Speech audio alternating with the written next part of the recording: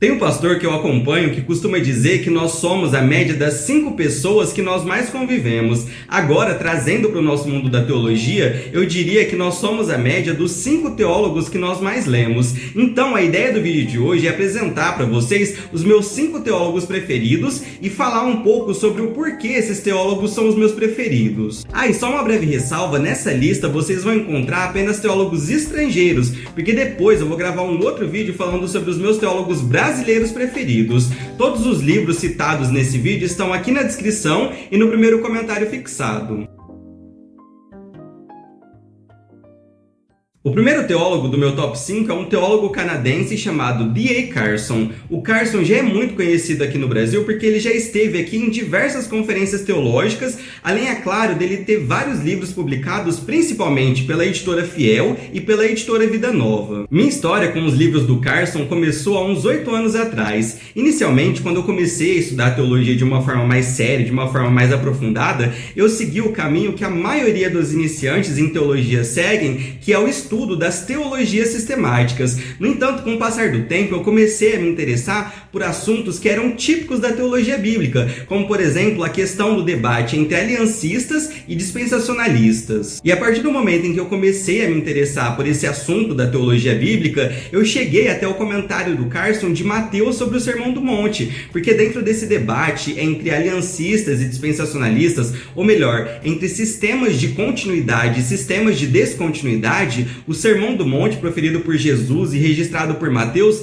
é muito importante nessa discussão. E o Sermão do Monte é importante nesse debate entre sistemas de continuidade e sistemas de descontinuidade, porque no capítulo 5 de Mateus, no versículo 17, Jesus fala que ele não veio para abolir a lei, mas sim para cumpri-la. E uma das primeiras perguntas que surgem a partir dessa afirmação é a seguinte: qual o desdobramento dessa frase de Jesus para aqueles que estão debaixo da nova aliança? Será que essa afirmação de Jesus quer dizer que a lei mosaica ainda é válida para aqueles que fazem parte da nova aliança?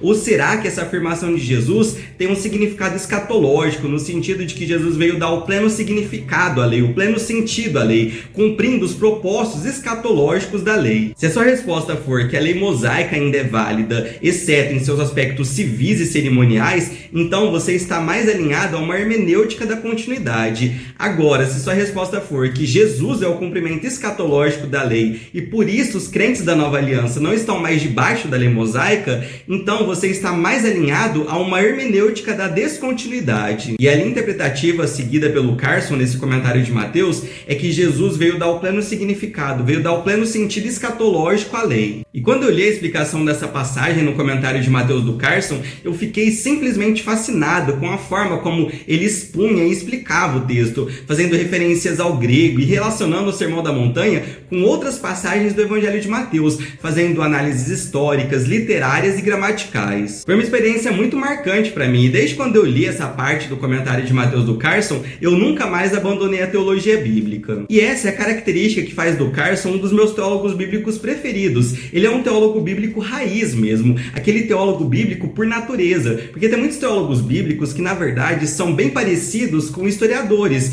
porque eles focam muito nos aspectos culturais, históricos e sociais do texto bíblico. Já o Carson é aquele teólogo bíblico que se debruça sobre o texto, que faz a exegese mais técnica e mais aprofundada do texto. Bom, então depois dessa minha experiência de leitura inicial do Carson, eu fui buscar outros materiais dele para ler e eu já li muita coisa que ele escreveu. E de tudo que eu li do Carson, os materiais que mais me marcaram foram seus comentários de Mateus e João.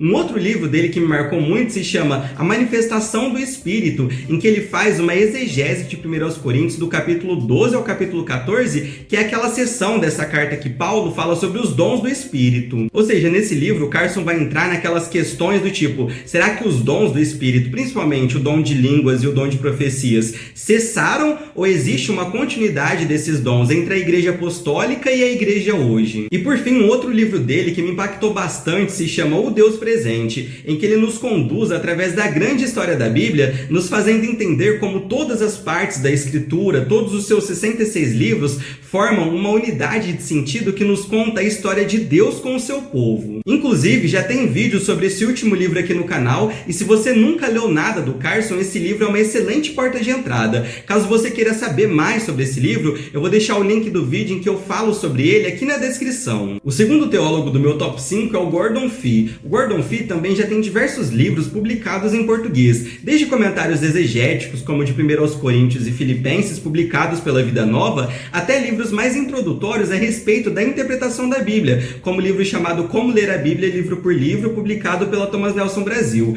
A CPAD também tem algumas excelentes obras do Gordon Fee no seu catálogo, como por exemplo, o calhamaço dele sobre a Cristologia Paulina. E pessoal, o Gordon Fee me ensinou muitas coisas relacionadas principalmente à teologia paulina. Por exemplo, por meio de um livro dele chamado Paulo, o Espírito e o Povo de Deus, eu pude perceber a importância do Espírito Santo dentro da estrutura escatológica do pensamento paulino. Por meio de um outro livro dele chamado Jesus, o Senhor, segundo o apóstolo Paulo, eu pude perceber as implicações cristológicas da cosmovisão cristocêntrica de Paulo nas suas próprias práticas devocionais. Ou seja, nesse livro, Gordon Fee me ensinou que para Paulo, Cristo, o Salvador, não é somente o mediador da salvação. Na verdade, Cristo, o Salvador, também surge como um objeto de devoção e de adoração nos textos paulinos. Em outras palavras, o Gordon Fee deixou muito claro para mim que Paulo não tratava Jesus apenas como aquele que trouxe a salvação.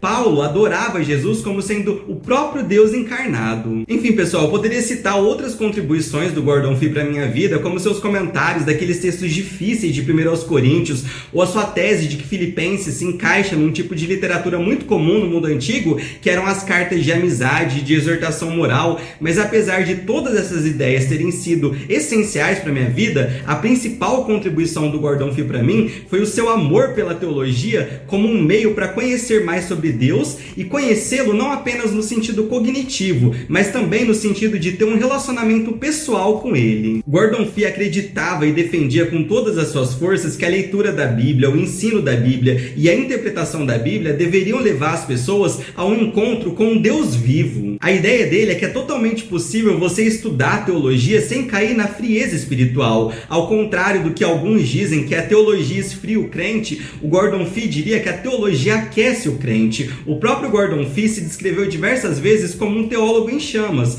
Ou seja, para o Gordon Fee, a teologia nos leva à doxologia, que é a adoração. O Rick Watts, que é professor há muitos anos no mesmo seminário que o Gordon Fee foi professor por muitos anos, que é o Regent College, ele disse assim a respeito do Gordon Fee: as aulas rigorosas de Gordon, além do seu conteúdo sem igual, também eram conhecidas singularmente por seus encontros com Jesus. Ele ensinou a milhares de estudantes em todo o mundo que alguém poderia ser um estudioso em chamas. E essa é a grande contribuição do Gordon Fee para minha vida. Ele me fez entender que é plenamente possível ser um teólogo academicamente respeitável e ao mesmo tempo não cair na frieza e na estagnação espiritual. Ele foi muito importante em algumas crises de fé que eu tive em relação ao estudo da teologia. Qualquer dia eu compartilho um pouco dessa história com vocês. O terceiro teólogo da minha lista é o Greg Beale. Para quem acompanha o canal, a presença desse nome na lista não foi nenhuma surpresa. O primeiro livro do Beale que eu tive contato se chama Você se torna aquilo que adora, em que ele oferece uma teologia bíblica da idolatria. Basicamente, nesse livro, o Beale traz uma interpretação de Isaías 6 sobre idolatria, e a partir dessa interpretação ele mostra que esse entendimento da idolatria de Isaías está presente em todo o cânon bíblico, de Gênesis a Apocalipse. E o que mais me chamou a atenção em relação a esse livro foi a forma como o Beale conseguia transitar tão facilmente entre o Antigo Testamento e o Novo Testamento. Mas o livro dele que mais me influenciou, sem sombras de dúvidas, foi a sua fantástica teologia bíblica do Novo Testamento, que já tem vídeo aqui no canal falando a respeito dela. E nessa teologia bíblica do Novo Testamento, o Beale desenvolve muita noção de que para se construir uma teologia bíblica do Novo Testamento coerente e responsável, é indispensável indispensável que se entenda que as bases da teologia do Novo Testamento se encontram no Antigo Testamento e, portanto, aprender a relacionar os dois testamentos é simplesmente obrigatório para se entender a teologia do Novo Testamento. E para mim, a característica mais marcante do Bill é justamente a sua facilidade de relacionar diferentes partes do cânon bíblico de forma muito natural e orgânica. E além dessa facilidade de transitar pelo cânon bíblico, o Bill também consegue se sair muito bem tanto nas suas análises mais gerais como nas suas análises mais específicas do texto bíblico.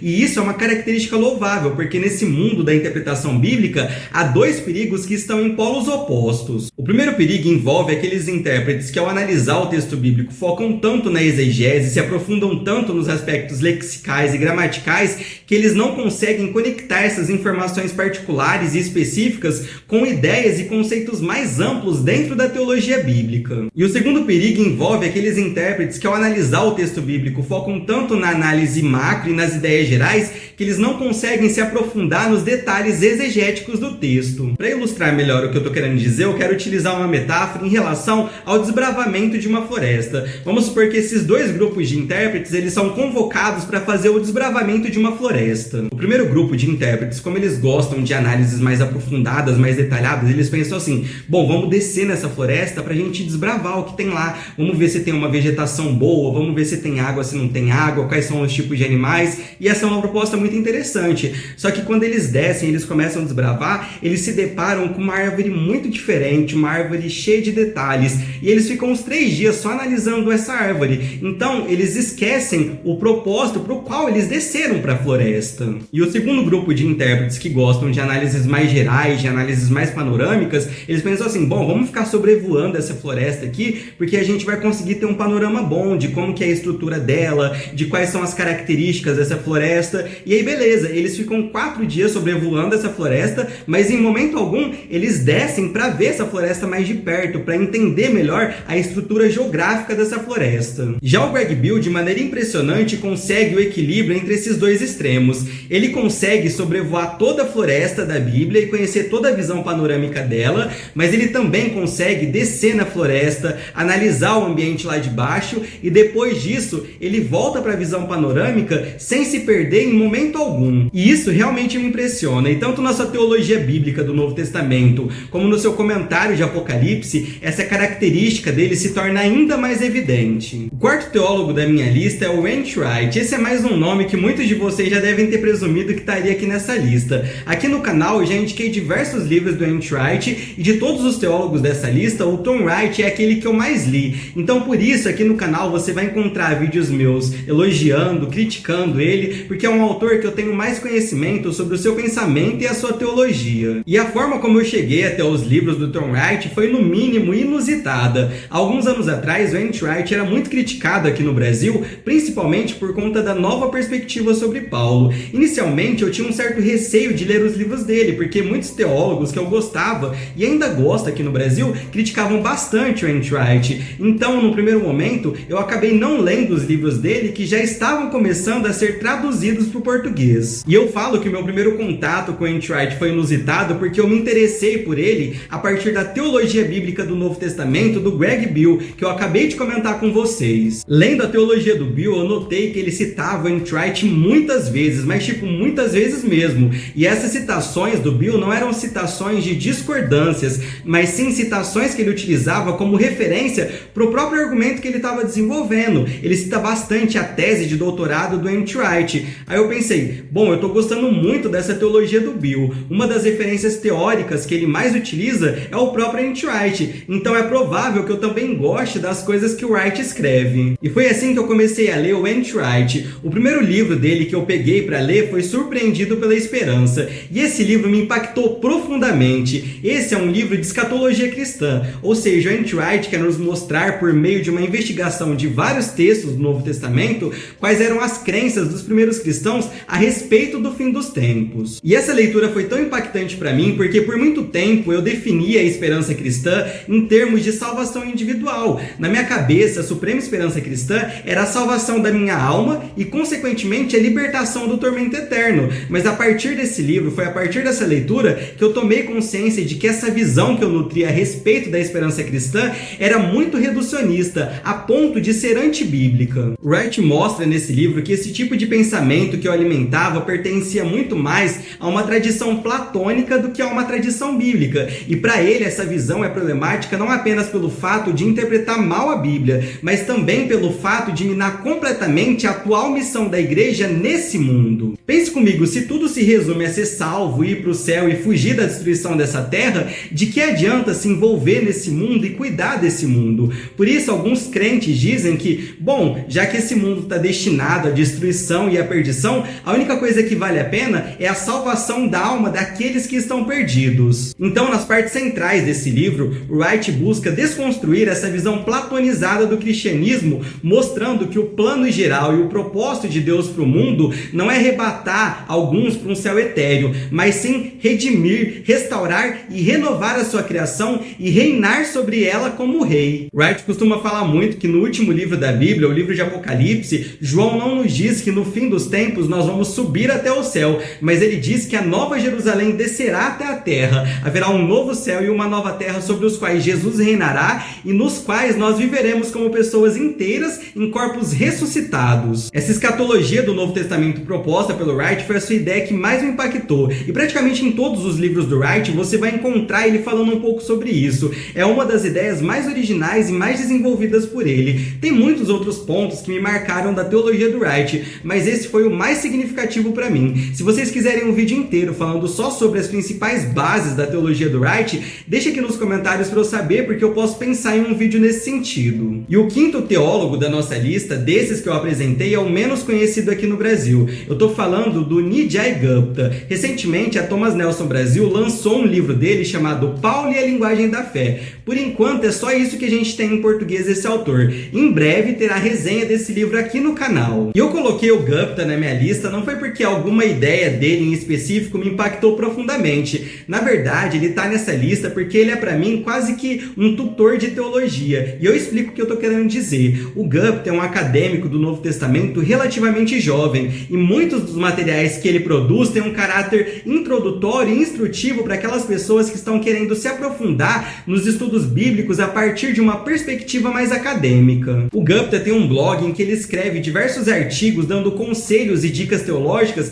para esse tipo de público. Além disso, ele tem vários livros que têm essa pegada de introdução a tópicos do Novo Testamento mais acadêmicos. Inclusive, aqui no canal mesmo eu já fiz 2 vídeos usando livros dele como base. Um vídeo é sobre 5 dicas para interpretar as cartas de Paulo, que eu usei como base o comentário de Filipenses dele. Já o outro vídeo é um guia de estudo para aquelas pessoas que querem se aprofundar nos estudos bíblicos do Novo Testamento, que eu usei como base esse outro livro dele aqui. Então o Gupta foi e é muito importante nos meus estudos, porque antes de conhecê-lo, eu era completamente perdido nesse mundo dos estudos bíblicos. Eu não sabia quais livros ler, em qual ordem, por onde começar, quais eram os tópicos mais relevantes a serem estudados, ou seja, eu não sabia organizar os meus estudos teológicos, e ele me ajudou e tem me ajudado muito nisso. Além disso, eu tenho um sonho de fazer um mestrado ou um doutorado fora do Brasil, e pelo fato do Gupta vir desse contexto europeu e americano de estudos bíblicos, ele fornece várias instruções para aquelas pessoas